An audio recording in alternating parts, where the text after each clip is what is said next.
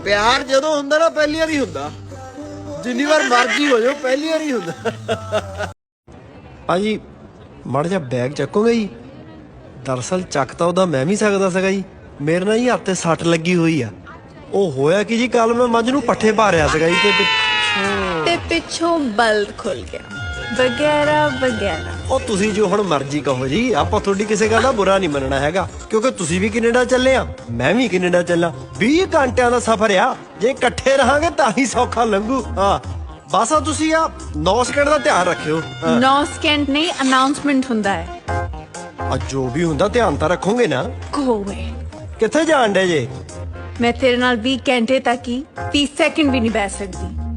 बड़ा आया एक बार देख लीजिए, 5-10 लाख दे दीजिए, दीवाना तो हम खुद बन जाएंगे।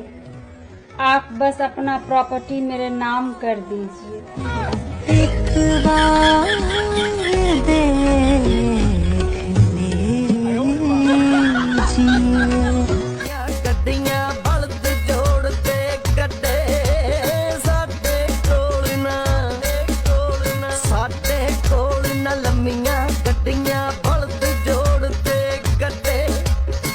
ਸਾਡੇ ਪਿੰਡ ਦੀਆਂ ਪੀੜੀਆਂ ਗਲੀਆਂ ਥਾਂ ਥਾਂ ਦਿਸਦੇ ਖੱਡੇ।